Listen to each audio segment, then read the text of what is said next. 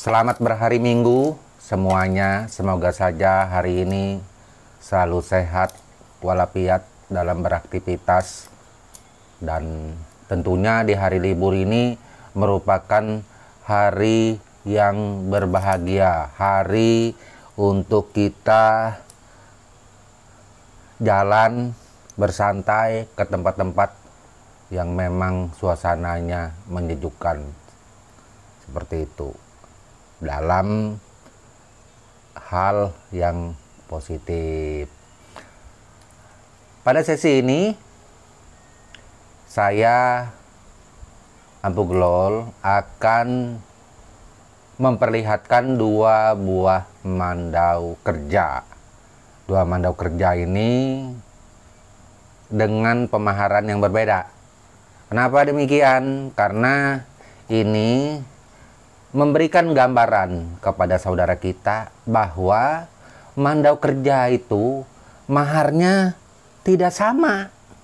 Mandau kerja itu tidak punya patokan khusus bahwa mandau kerja itu harus dengan mahar atau harga sekian. Nggak ada seperti itu. Tentunya tetap seperti mandau tempilan juga, mandau kerja ini bervariasi. Dari mandau besi pasar, parang mandau besi kudian juga lain. Itu kalau pasar mandau parang pasar besi kudian dibuat sarung dibuat gagang, harganya juga lain dengan harga mandau-mandau kerja yang lain. Seperti itu. Jadi tidak semua mandau kerja itu sama di dalam pematokan atau pemaharan harga yang ada. Nah, seperti ini contohnya. Nah, ini dua mandau kerja. Sama-sama mandau kerja yang saya buat.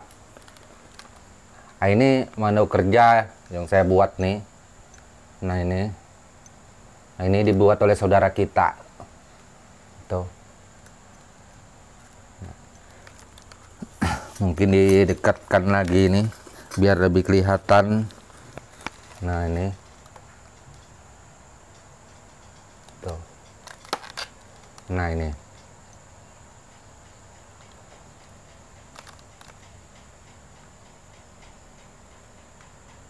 Tuh. Bagian belakang.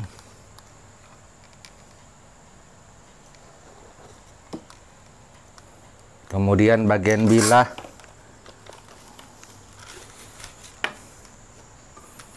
Kita melihatnya sampai ke bilah.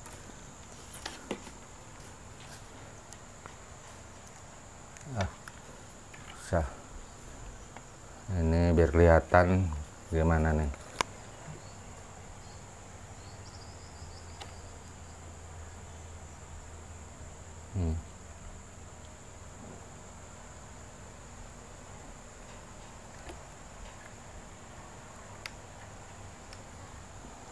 Tuh.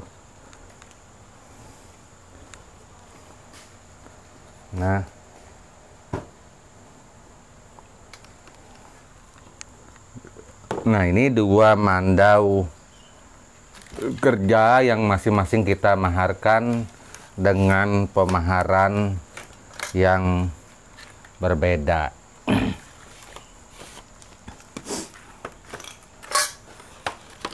Ini mandau kerja maharnya 2,5 juta. Mandau kerja. Ini mandau kerja maharnya 5 juta. Sama besarnya ya. Tuh. 5 juta, 2,5 juta. Ini 5 juta, ini 2,5 juta. Terus ada juga mandau kerja yang kemarin yang maharnya 1,5 juta, ada yang 1 juta, ada yang 750.000, bahkan ada maharnya yang 500.000 juga ada. Kemarin, tapi semuanya sudah termaharkan oleh saudara kita. Jadi mandau kerja itu sama seperti mandau tempilan, kita memaharkannya kepada saudara kita tidak sembarangan. Tidak serta-merta seumpamanya ini mandau kerja, ini harus maharnya 5 juta.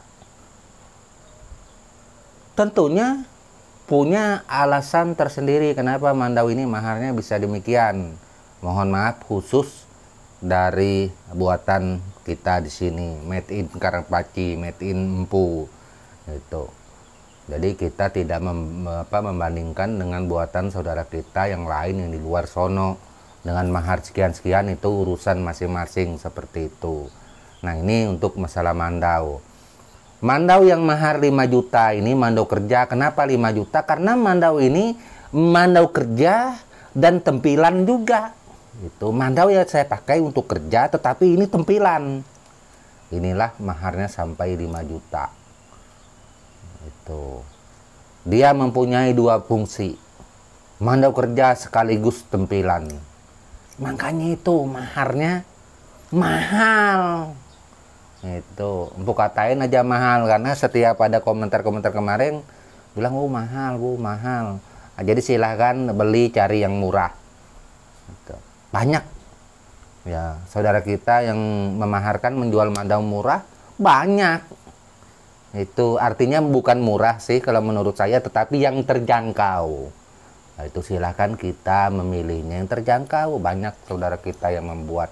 Mungkin sumpamanya dengan pugolol terlalu tinggi, tidak terjangkau, bisa dengan saudara kita yang lain. Yang namanya mandau ini kan tergantung kemampuan kita untuk memaharkannya.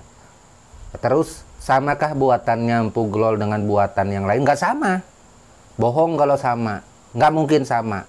Karena buatan saya mempunyai ciri khas tersendiri. Buatan The Father of Tempilan tidaklah sama dengan buatan yang lain, terkecuali itu yang membuat ini kelompok saya yang berdomisili di Karangpaci, juga tempat saya tinggal, made in Karangpaci. Itu di tempat saya yang sering ke sini. Nah, itu yang muncul-muncul dalam video, yang sering ke sini. Nah, ini kemungkinan ada penularan ciri khas yang kita buat yang lebih mendekati kepada buatan kita. Kalau enggak, kalau seumpamanya di luar sana nggak mungkin itu. Itu juga kita tidak pernah menghalangi saudara kita berkreasi untuk membuat sebuah hasil karya. Itu menjual barangnya, memaharkan barangnya, itu kan masing-masing. Empu sudah katakan kita tidak boleh dengki, iri dengki kepada rezeki orang lain, kepada keberhasilan orang lain, kepada pencapaian orang lain, kepada kehebatan orang lain. Itu dia dipuji, dipuja bagaikan dewa, itu haknya dia. Itu bukan milik kita. Jadilah diri sendiri. Bagaimana? Nah, seperti Empu Golol, The Father of Tempilan dari dulu. Saya selalu menjadi diri saya sendiri, jati diri saya sendiri. Saya nggak peduli sama orang lain. Itu. Kenapa? Karena itu milik orang, bukan milik saya. Kalau saya sampai peduli sama orang lain, saya mau di bawahnya dia, berarti saya jadi anak buahnya dia, jadi pesuruh. Itu. Jadi makanya itu saya tidak peduli dan saya tetap menjadi diri saya sendiri. Itu. Saya tidak mau dipimpin dan saya juga tidak memimpin siapapun. Saya tidak pernah memimpin siapapun. Saya tidak mau dipimpin, saya tidak menjadi pemimpin siapapun. Nah, itu prinsip saya. Itu. Tapi Empu, kemarin ada yang berkata, tapi Empu yang namanya menjadi orang Dayak, kita harus ikut semacam komunitas tertentu. Itu tandanya kita bersatu. Enggak mesti. Komunitas kita ini banyak kok. Kita Dayak ini banyak. Gitu. Bahkan kalau bicara komunitas saya juga, komunitas saya Empu Golol, Mandau Tempilan Indonesia, itu juga resmi. Ya. Tahun 2023 ini sudah keluar surat dari Menkumham langsung. Itu. Sudah diakui dari Menkumham. Mandau Tempilan Indonesia. Nggak percaya? Silakan lihat, buka. Ada di Facebook. Diakui. oleh pemerintah. Jadi saya Empu Glol punya juga sebenarnya itu, tetapi saya memang selalu seperti ini orangnya. Itu. Apakah Empu merasa jadi pemimpin? Enggak, saya nggak pernah jadi pemimpin. Saya tetap memimpin diri saya sendiri. Itu ingat, prinsip saya. Itu. Oke, kita tinggalkan dulu yang ini. Terus ada saudara kita juga yang bertanya, Empu, suku Dayak benua ini kan ada Mandau, ada Tombak, dia bilang. Terus, apakah suku Dayak benua ini punya sumpit? Sumpit. Jadi saya bingung berpikir ini, bertanya ini, apakah yang bertanya ini orang Dayak juga? Apakah bukan Dayak? Mohon jawabannya kembali, nanti tulis di komentar. Coba saudaraku nonton YouTube tentang Dayak benua, buka. Banyak sekali tentang Dayak benua. Banyak. Itu bahkan kalau seumpamanya penasaran, silakan datang ke Kabupaten Kutai Barat, cari tempatnya suku Dayak benua. Apa Dayak benua itu punya sumpit apa enggak? Nah itu. Apa punya sumpit apa enggak? Terus sumpit yang saya miliki ini 2 biji ini, apakah sumpit yang saya miliki 2 biji ini bukan asli? Padahal di video-video saya sebelumnya saya sudah ceritakan bahwa apa perkakas suku Dayak itu pasti kita orang benua punya. Kenapa? Karena kita orang Dayak. Nggak mungkin nggak punya. Terus sumpit itu dimiliki suku Dayak mana? Itu. Jadi orang benua ini tidak punya sumpit ceritanya. Jadi niru. Kira-kira seperti itu kah? Itu enggak. Sumpit itu merupakan ciri khas kita orang Dayak, termasuk orang benua, orang Tunjung, orang Bentian, suku Dayak lain-lainnya juga punya gitu. Itu bahkan saudara kita orang Kutai juga punya sumpit. Itu bukan dimiliki oleh satu suku Dayak saja, tapi sumpit itu dimiliki oleh semua Dayak karena itu salah satu perkakas yang penting di dalam kehidupan suku Dayak di zaman dulunya. Cukup penting, sumpit, tombak, mendau, itu tameng atau bahasa benua itu kelebet. Itu. Jadi sebenarnya pertanyaannya ini bagus, tetapi kayaknya kurang tepat. Mohon saudara Rizky, langsung aja sebut namanya. Pertanyaannya yang bagus lagi yang ditanyakan. Kok sumpit ditanyakan sih? Nah itu sama aja, apa suku Dayak benua itu punya Mandau, sekalian aja bertanya gitu. Apa punya tombak, apa suku Dayak benua itu punya lamin. Nah itu. Jadi bertanyalah hal yang memang benar-benar artinya tidak kita ketahui. Itu. Kalau sumpit tidak perlu ditanya, orang Dayak benua pasti punya. Saya di rumah saya ini aja punya sumpit kok. Nggak percaya nih saya tunjukkan. Nah, kita lihat sumpit yang saya punya. Ini sumpit saya ini panjangnya nih. Ini panjangnya 1,80 meter. Hampir 2 meter. Ini sumpit saya ini ada 2, satu yang pendek lagi nih. Nah, nih. Tuh. Lubangnya nah. Nah, ini asli nih, tuh. Bukan sumpit souvenir. Tuh lihat aja bilanya nih. Nah ini. Tuh. Empu biasa pakai sumpit. Biasa saya pakai sumpit. Mau coba? Silakan datang ke rumah kita lihat Empu menyumpitnya seperti apa. Itu kita sama-sama belajar nyumpit. Oke? Kemudian menanggapi juga pertanyaan dari saudara kita, itu kita tinggalkan untuk masalah sumpit, mungkin itu sudah Empu jawab. Mandau kerja yang bagus itu seperti apa, Empu? Nah, untuk mandau kerja yang bagus, jadi saya katakan di situ Empu suruh tonton artinya 800-an video. Maksud Empu itu kan dipilih antara 800-an video itu pasti ada jawabannya di situ. Tetapi Empu tidak menulis secara lengkap. Kalau saya menulis secara lengkap, saya jelaskan lewat konten YouTube melalui ngetik, tangan saya akan keriting menjelaskannya ya. Akan keriting tangan saya, kebanyak-banyakan menjelaskannya seperti itu. Nah, tiba-tiba di bawah itu ada komentar dari saudara kita mengatakan, wah ini orangnya baperan. Ya, orangnya gampang ambil perasaan terhadap pertanyaan orang lain. Saya dibilang baperan, Puglol dibilang baperan. Kemudian saya membalas, saya pikir nggak usah dibalas, langsung saya blok. Ya, saya blokir aja sekalian. Kenapa? Jadi kalau orang-orang seperti ini, pengalaman saya untuk di konten YouTube, karena konten YouTube kita ini edukasi sekaligus ya kadang memaharkan mandau juga. Nah, ini adalah jenis-jenis orang-orang yang sebenarnya yang tidak menyukai kita, tidak perlu kita paksakan. Kita blokir. Jadi ke semua orang-orang yang berkomentar yang kurang bagus, nah, itu pasti akan saya buang. Itu kenapa? Karena saya tidak cocok bagi dia seperti itu. Akan saya buang, saya blokir. Silakan dia lihat konten yang lain.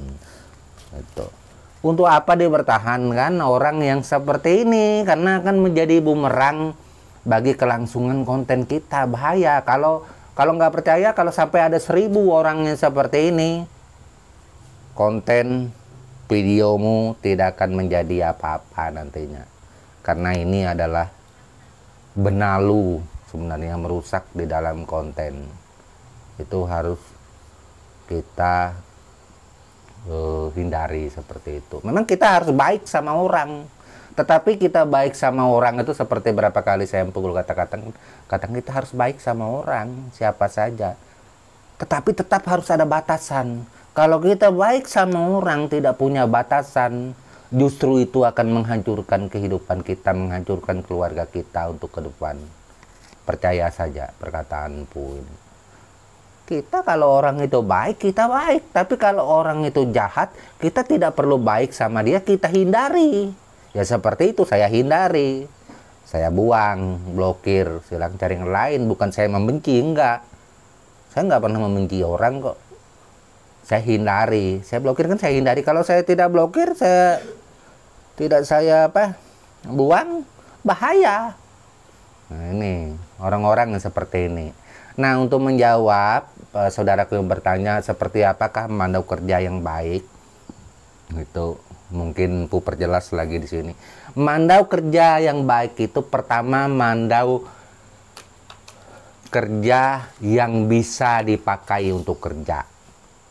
Dipakai untuk kerja dari memotong rumput sampai memotong kayu kecil, besar. Bahkan kalau perlu mandau ini bisa dipakai merintis lahan 1 hektar. Bermacam-macam kayu di situ. Tuh, entah bambu apa saja dari kayu kering sampai kayu tua juga dia mampu. Nah, ini mandau kerja yang baik. Kedua, mandau kerja yang baik itu seperti apa? Mandau kerja yang baik itu dipastikan mandau yang memang ditempa oleh si pembuat mandau, bukan mandau kudian, bukan mandau pasar. Yang kemarin ada dia bilang beli mandau dari Kalimantan, mandau Dayak, saya bawa ke Jawa, dia bilang 2 kali putus terus. Empu, saya bilang kamu beli dengan siapa? Saya beli di pasar. Oh, pantas kamu beli di pasar. Kalau kamu kepingin mandau kerja yang bagus, kamu beli sama saya, Empu Glol. Ya. Dengan maharnya saya. Kalau kamu beli mandau dengan mahar 500.000, 700.000, kemudian kamu bandingkan dengan mandau buatan saya yang 2 juta, 3 juta, 5 juta, bahkan sampai 7 juta, itu sudah nggak benar, bukan di situ letaknya. Itu harus diingat. Dan mandau saya di konten-konten sudah terbukti loh. Berapa hektar lahan, bahkan kayu-kayu sebesar ember, sebesar galon saya tebang pakai mandau. Bukan saya sombong. Itu untuk mandau kerja. Bahkan kemarin ada yang membuat tantangan kepada saya, Kalau mandau kerja empu memang bagus, mari kita sama-sama mengujinya. Saya bilang silahkan datang, bawa mandau kerjamu. Iya, bawa. Iya. Ini yang saya cari, kita buat konten. Kita adu kekuatan, lihat mandaunya. Ya, nggak apa-apa. Ini malah lebih bagus, jadi penontonnya malah lebih banyak.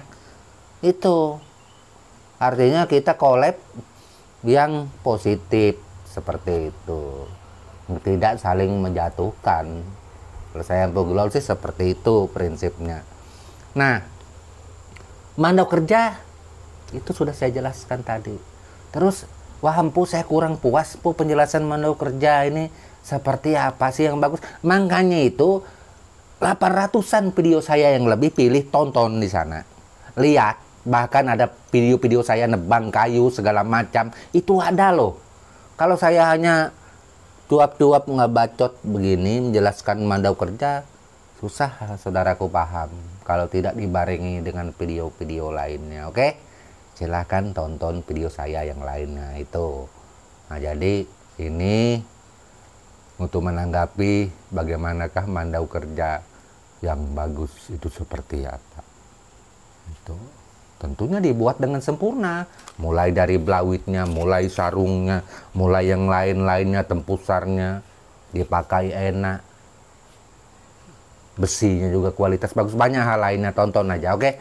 Dan itu saja yang dapat saya sampaikan untuk pada hari ini, hari Minggu yang cerah ini.